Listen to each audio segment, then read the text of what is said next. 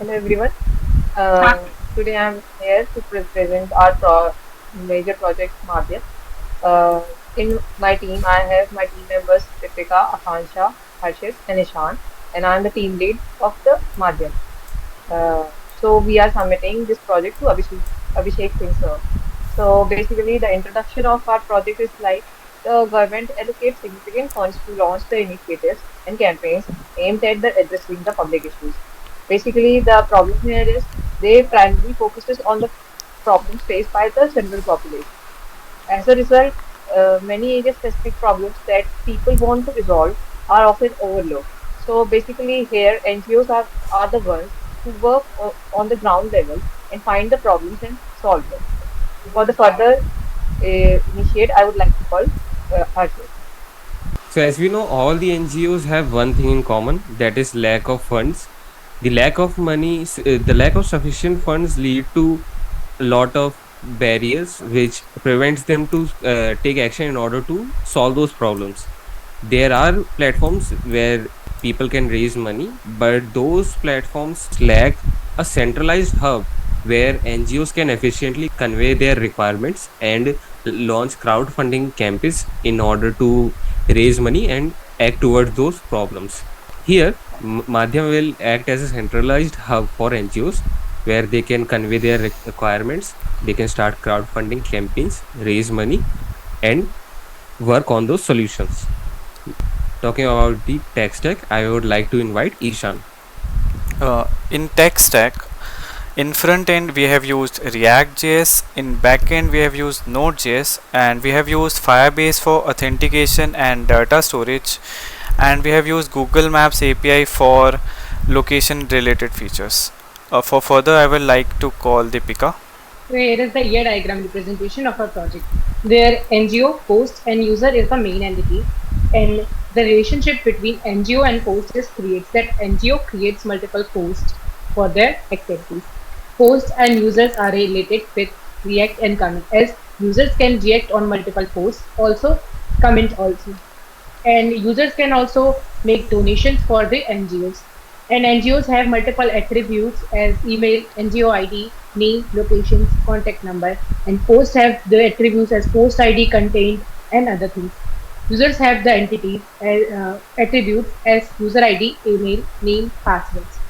For the next diagram, we have our database diagram. So here the NGO post, user donation, and comment are the tables of the our project, where the first variable is NGO ID, which is the primary key also for the NGO table, which is of int data type, and as follows. For the other diagram which we have is the data flow diagram.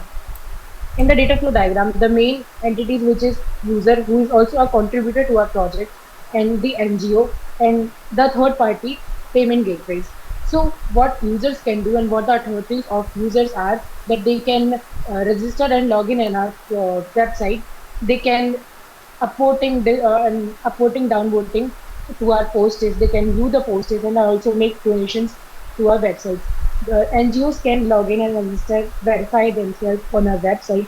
They can receive the donations, create posts to our website, and all these data will be stored to our website as the comment data, user data, post data, donation data, and NGO data. For the user interface representation, I would like to call Akansha. So this is the user interface of our website Madhyam. When we click on Get Started, we can redirect it on this page. Here user can browse as a guest, logging as a user or contributor, and also here logging as a NGO. So here can the NGO put their email and password, get order to login, and here also click register the NGO for register themselves. Here NGOs put their information, their NGO license, and official document to register in this website. Initially, we will be verifying these accounts manually by checking these licenses with NGO Darpan, which is a directory of all the NGOs available or working in India.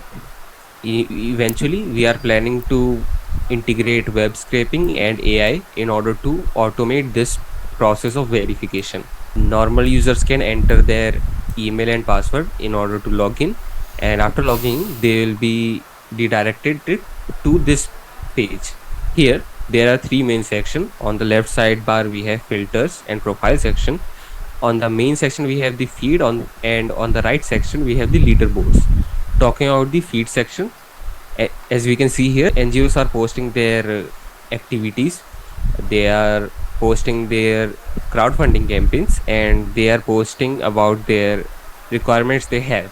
When we click on support button on the crowdfunding campaign, we will be redirected to this page where we can pay via these payment methods and support them. If we click on the profile section, we'll be able to see the amount of contributions we have done, the amount of followers we have, and the other activities that we have done. On the right side, as we can see, there are multiple leaderboards. First one is the top contributor leaderboard, where the people who contribute the most to the NGOs will be ranked accordingly on the basis of something called karma.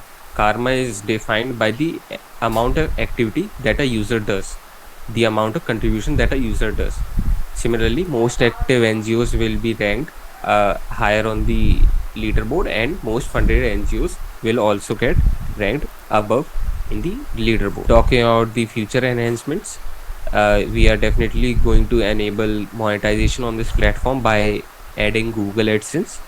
We will also allow NGOs to advertise their own campaigns and posts in order to increase their engagement. Currently, we are allowing NGOs only to post their requirements and start crowdfunding campaigns, but we are planning to enable this for those regions that don't have NGOs. Those people can also post their requirements and start crowdfunding campaigns in order to get solutions to their problems. So yeah, that's all. Thanks for watching. Thank you.